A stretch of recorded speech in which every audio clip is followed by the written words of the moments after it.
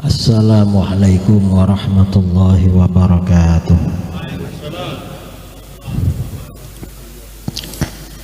Bismillahirrahmanirrahim. Alhamdulillahi rabbil alamin. Lahul hamdu wa lahul fadlu wa lahul thana'ul hasan. Ashhadu an la ilaha illallah wahdahu la syarika lah. Wa ashhadu anna sayyidana Muhammadan abduhu wa rasuluh. Allahumma salli ala sayyidina Muhammadin al-fatih lima ughliq wal khatim lima sabaq nasirul haqqi bil haqq wal hadi ila siratikal mustaqim wa ala alihi wa sahbihi haqqa qadrihi miqdarihi al-azim. Amma ba'du. Yang saya muliakan dan saya hormati as-sadatul asyraf wal ahbab, para habaib, pimpinan pusat, ketua umum pimpinan pusat Rabithah Alawiyah Al-Habib Taufik bin Abdul Qadir As-Segaf beserta jajarannya, juga Dewan Mustasyar, Dewan Syura, semuanya yang saya muliakan dan saya hormati. Ini sebagian memang saya kenal lama secara pribadi. Habib Taufik, Profesor Muhammad Baharun, ini lama sekali kenal. Kemudian Habib Muhsin yang sering diinepi rumahnya,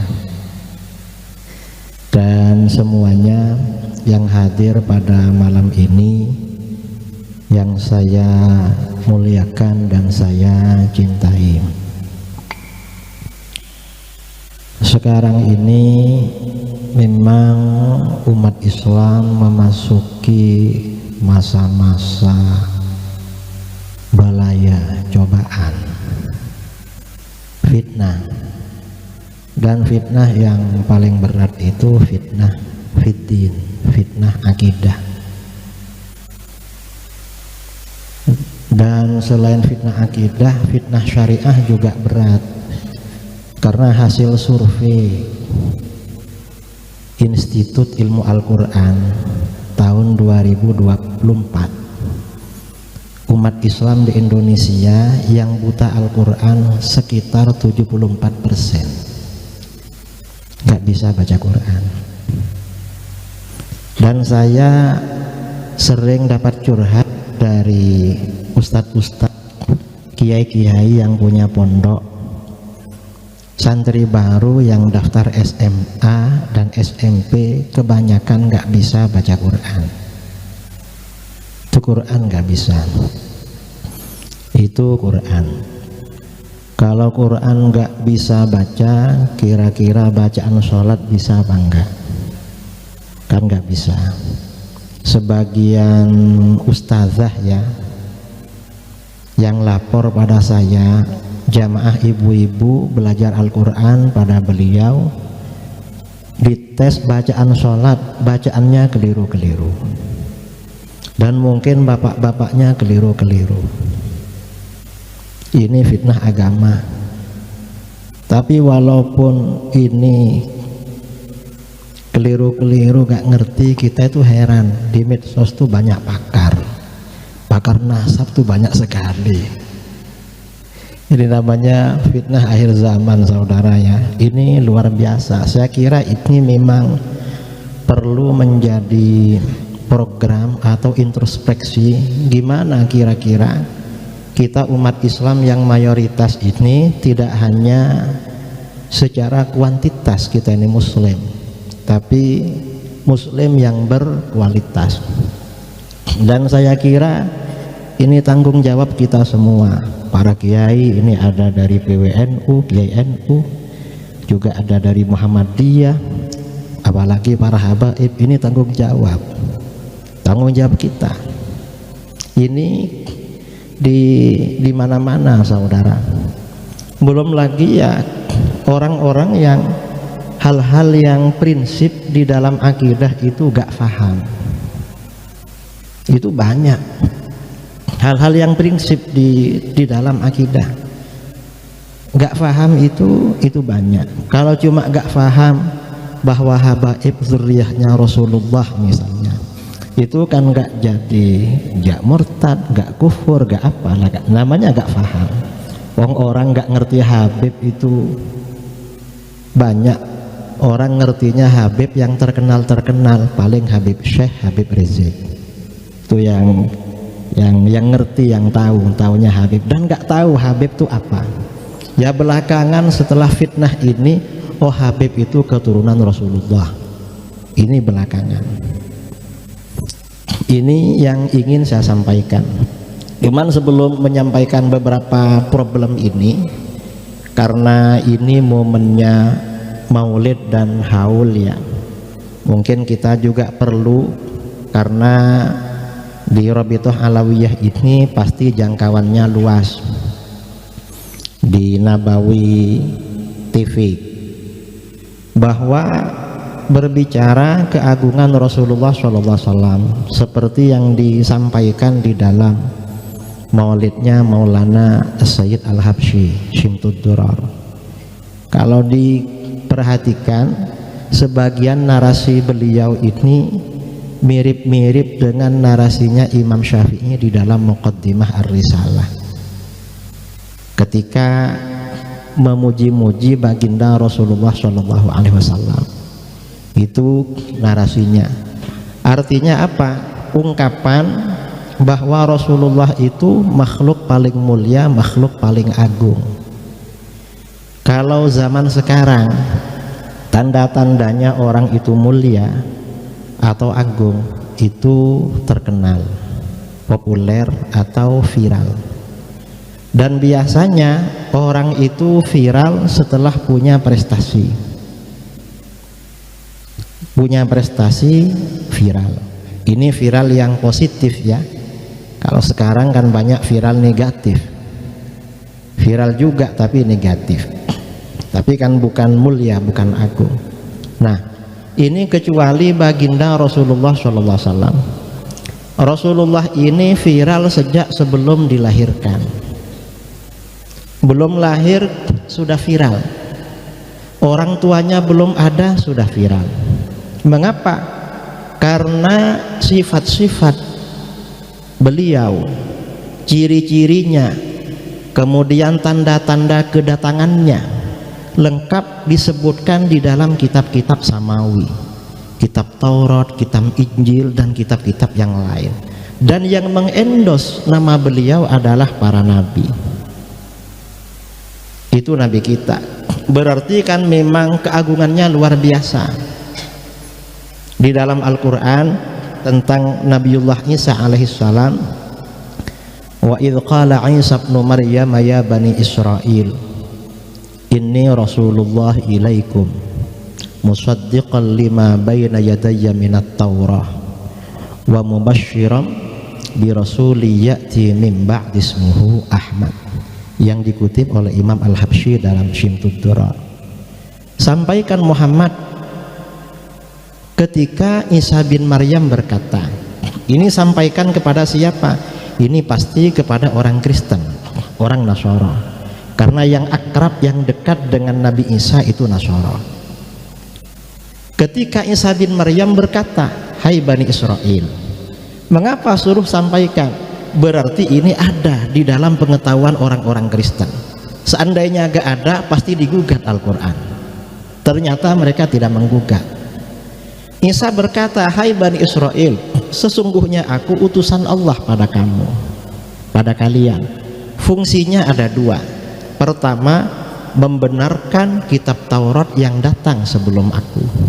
Artinya mengajak mereka kembali kepada ajaran kitab Taurat.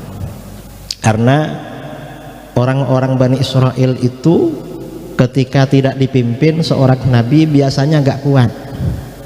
Harus para nabi yang mimpin. Kalau bukan nabi yang mimpin, kitab sucinya dirubah. Beda dengan umat Islam. Itu fungsi yang pertama. Fungsi yang kedua, wa mubasysyiran bi rasulin ya'ti min ba'di ismuhu Ahmad. Dan fungsi yang kedua sebagai pembawa kabar gembira tentang seorang Rasul yang akan datang sesudahku, namanya adalah Ahmad.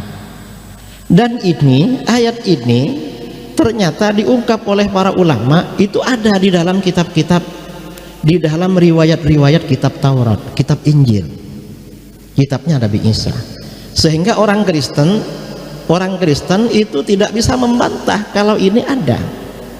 Makanya di dalam ayat-ayat Al-Quran menghadapi orang-orang ahlul kitab yang pernah belajar Alkitab, menuntut mereka untuk beriman kepada Rasulullah SAW sesuai yang ada di kitab suci mereka dan disampaikan oleh nabi-nabi mereka. Orang-orang Yahudi ketika berperang dengan orang-orang kafir, takut kalah, doanya bertawassul dengan Rasulullah SAW. Allahumma ansurna 'alal kufar binabiyyikal mab'uts fi akhiriz zaman. Ya Allah, berikan kemenangan pada kami menghadapi orang-orang kafir dengan wasilah nabimu yang diutus di akhir zaman. Itu disampaikan di dalam Al-Quran, wa kanu min qablu yastaftihuna 'alal ladzina kafaru falamma ja'ahum ma'arafu kafaru bih fala'natullahi 'alal kafirin. Orang-orang Yahudi dulu selalu pakai kanu dan fi'il mudhari', berarti istimrar tajaddudi, tawassulnya terus-terusan. Jadi kalau kita ahlus sunnah tawassul terus, Yahudi tawassul terus dulu. Jadi mereka ini memohon kemenangan terus dengan wasilah baginda Nabi kita. Tapi begitu mereka tahu ternyata Nabi kita ini lahir bukan dari bangsa Israel, bangsa mereka, tapi dari bangsa Arab, akhirnya mereka hasud karena bukan bangsa Israel, bangsa Arab. Artinya apa? Hasud ini dulu sifatnya orang Yahudi. Kita gak boleh ya gak suka sama orang alim karena beda ras, beda apa misalnya, beda apa, itu kan Yahudi namanya, sifatnya orang Yahudi. Kemudian Allah laknat orang-orang kafir di dalam ayat itu. Nah ini seandainya orang Yahudi gak berdoa begitu, pasti mereka membantah. Ternyata Yahudi gak membantah, karena memang itu yang mereka lakukan.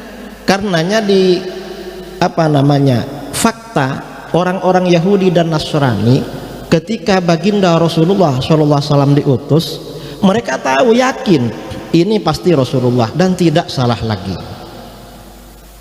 Kata Abdullah bin Salam ketika Rasulullah hijrah ke Madinah, injafalan nasu ilaih, orang-orang segera berdatangan. Abdullah bin Salam termasuk yang datang waktu itu. Ternyata apa? Ternyata kata Abdullah bin Salam, begitu aku melihat ini pasti Rasulullah, tidak salah lagi. Yakin kalau ini Rasulullah, lebih yakin daripada anak saya bahwa itu anak saya. Kalah meyakini Rasulullah daripada meyakini anaknya sendiri.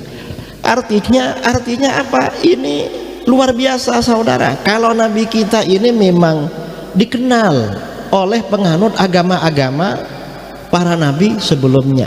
Karenanya di dalam Al-Quran dikatakan, walladzina utul kitaba ya'rifunahu kama ya'rifuna abna'ahum. Orang-orang yang diberi Alkitab oleh Allah, Yahudi Nasara, kenal pada Rasulullah seperti mereka kenal pada anak-anaknya. Artinya gak bisa salah lagi. Orang punya anak mirip dengan anaknya tetangga, orang lain yang jarang jumpa bisa keliru, tapi kalau orang tuanya gak bisa. Lah mereka melihat Rasulullah itu gak bisa keliru, ini memang benar, gak salah lagi kalau ini Rasulullah. Artinya apa? Rasulullah SAW adalah memang benar-benar makhluk paling mulia, makhluk paling agung. Berbagai keistimewaan yang paling sempurna diberikan oleh Allah kepada baginda Nabi kita. Nah, ini hal-hal juga yang perlu disampaikan kepada umat. Karena orang ini kalau mengetahui posisi Rasulullah, insya Allah tidak akan terpengaruh aliran-aliran sesat. Orang-orang yang terpengaruh dengan faham-faham yang menyimpang itu tidak tahu gimana sebenarnya posisi baginda Rasulullah Shallallahu Alaihi Wasallam. Ini yang perlu kita sebutkan ya, berkaitan dengan maulid Nabi pada malam ini.